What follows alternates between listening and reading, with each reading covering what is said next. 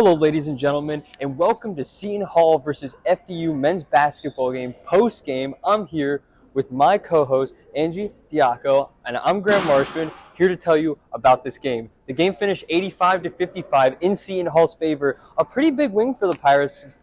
There was a lot of talk before the game about FDU and how they could be a pretty good team and that this could be a possible upset. But Seton Hall really did shut them out in that second half, making it a 30-point win. Angie, what were the keys to that, to really establishing themselves in this game and really come out firing against FDU in that second half? So offensively, I think thanks to Dower's 3 points, he did an amazing job with his threes. Kodari Richmond also ran the offense really well. Defensively, the Pirates made it really tough for FDU to score. So I think that definitely contributed to our win.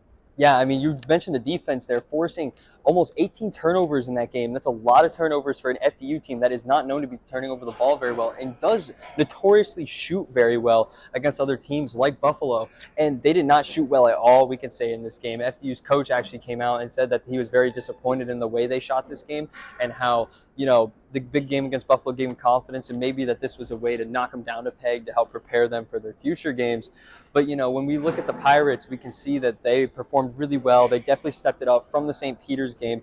And, what were the things that, we had talked about how they needed to improve, and we talked about things they needed to improve. What were the big things that you think they hit on in this game, stepping up from that St. Peter's game? I mean, I think that they definitely made a huge improvement in their rebounds. Last game, they struggled a little bit with their rebounds, but this game they brought it all back together. They had a bit of some difficulties with turnovers today, so that's something that we can work on, but I think that definitely we did really good with the rebounds. Yeah, and another thing was that you mentioned rebounding. One of our best rebounders this game was Diaco, who had a double-double, his fifth double-double of his career. And Coach Holloway even went on to talk about how Diaco was able to kind of guard the 1 through 5 on this FDU team and how he's been doing a very good job and how his old defensive scheme and his previous team really helped him to, be able to play such good defense against this very small and very fast FDU team. But, transitioning from the older guys who got a lot of minutes like Diaco, we're going to talk about the young guys. There were a lot of young guys that got a lot of minutes in this game. Who do you think were the ones that stood out to you? I think that definitely Coleman and Sanders stood out to me. They played really well. Even Coach Holloway had said during the game, they're getting used to a different level of basketball here. They are stepping up to the plate, and they're getting better every day. As he said in the press conference, this is something that is so great for the Pirates because there's only really 3 returning players. These guys are young, and they're stepping up to the plate, and they're doing what they have to do to get the win.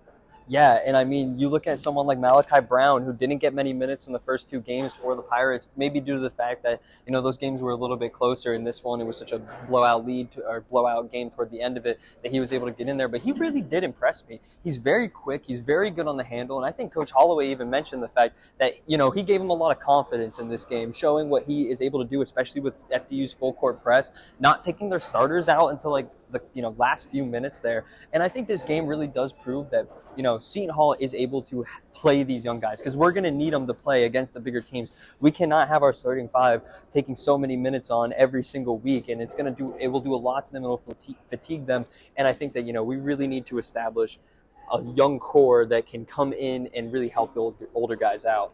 Now, we're going to be transitioning from this FDU game to our next game. Our next game is against Albany University. How do you think we are going to do against Albany, and what are going to be the keys to winning that game?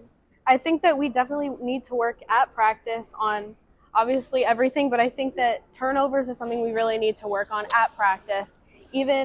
So one of the players had said that they really need to just keep getting better every day at practice, work on as much as they can just as a team, and teamwork obviously is a really big component to winning basketball games. Obviously, and this team is very new, like you said.